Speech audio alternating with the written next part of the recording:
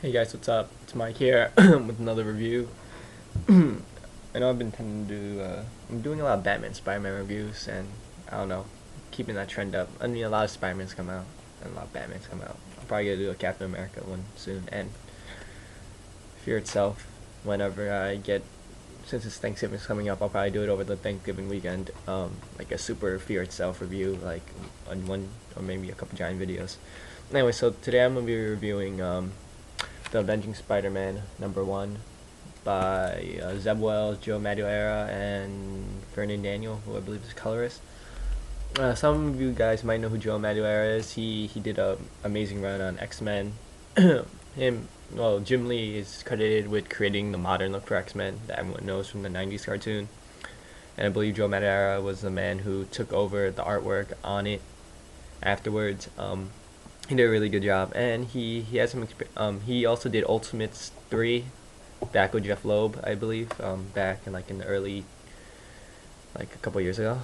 Wow, it's been a long time since Ultimates 3 came out. Anyway, so Avenging Spider-Man. The book starts off with Spidey talking. He's finding some AIM agents. I believe they're AIM agents. They're in the yellow suits. Those guys are from AIM. Um, you know, he's mostly monologuing, talking to himself, asking how he can't deal with all his drama. Um, he's fighting these soldiers, and after he takes them down, he's like, "What's next?" He looks up. He sees a giant robot, and the Avengers are pretty much smacking the crap out of it. He's just like, "You guys got this." He's basically being Spider-Man, being a smartass.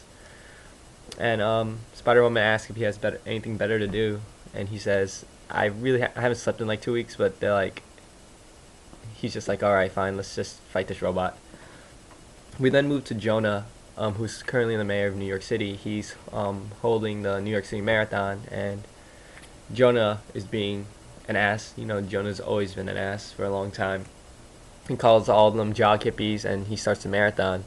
And you see a yellow hand rip down a poster, so things are heating up a little bit. We then move back over to Spidey, who is he's with the Avengers, and he needs to ride back to New York, but all of them refuse to take him. They play the not it game, and Red Hulk, aka General Ross, who is also the Red Hulk, gets roped into taking him. Spidey makes some quips about how they should get back there. He's like, should I whip myself a backpack? Should we do the Luke and Yoda thing, or shall you treat me as your or shall you be my abusive boyfriend? And Red Hulk essentially just grabs Spidey's arm and drags him off into the sky. Then we have, I believe, a 2-page splash. It says Avenging Spider-Man, and it gives an introduction basically to the Red Hulk and Spider-Man. That brief Marvel introduction. Peter Parker, science nerd, bit by spider, Spider-Man.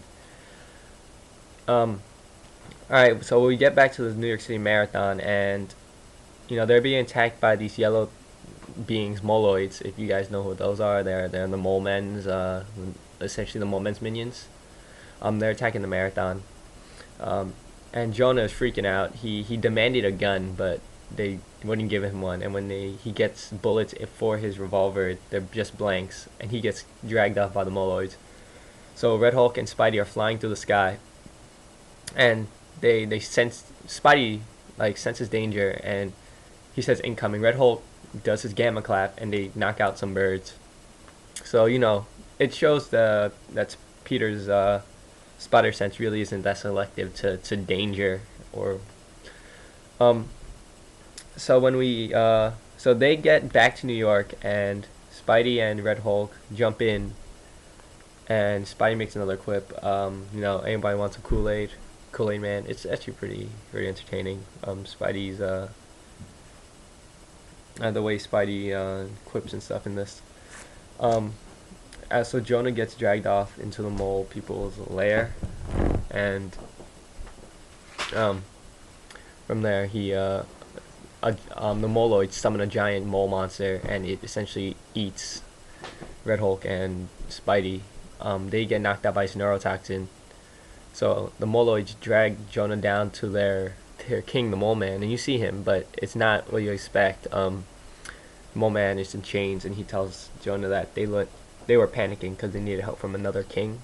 who they consider Jonah a king, and the Mole Man announces that he's no longer king of subterranean world. It's these giant yellow guys who have him chained. They look like super moloids, which is interesting, and that's how the book ends.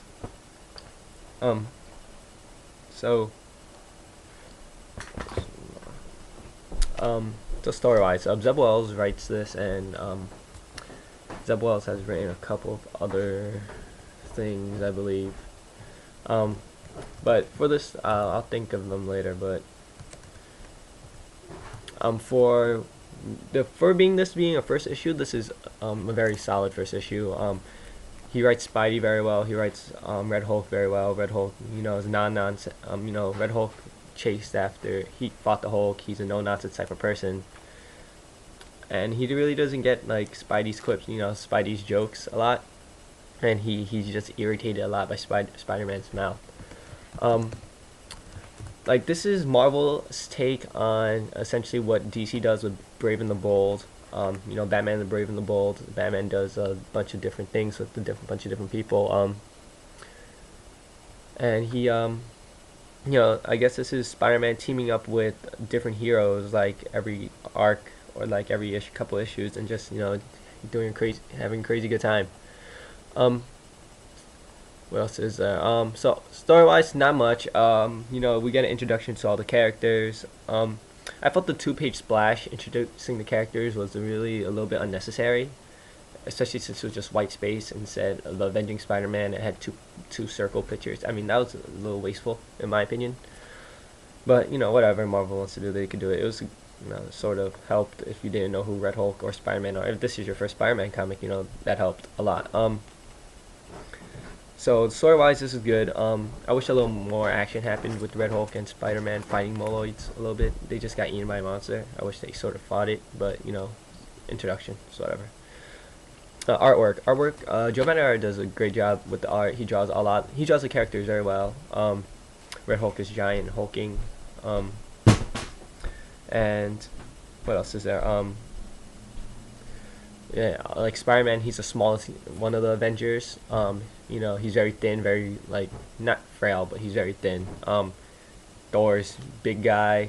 And then there's Captain America and Hawkeye, who are bigger than Spidey but still small. Yeah, he draws everyone very well proportioned, and just the way he draws a lot of the characters are done well. Especially, I like his Wolverine. His Wolverine's always been a favorite of mine.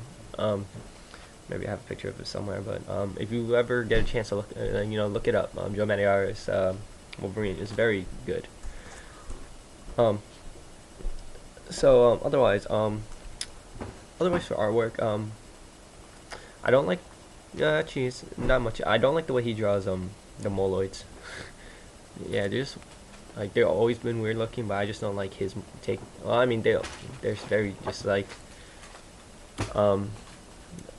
not the moloids, but the super moloids, the ones at the end. They're just like giant moloids, and they look like a combination of like moloids and like Skrulls. Like just like the muscular, they all have weapons. They look like from the Savage Land, which is weird.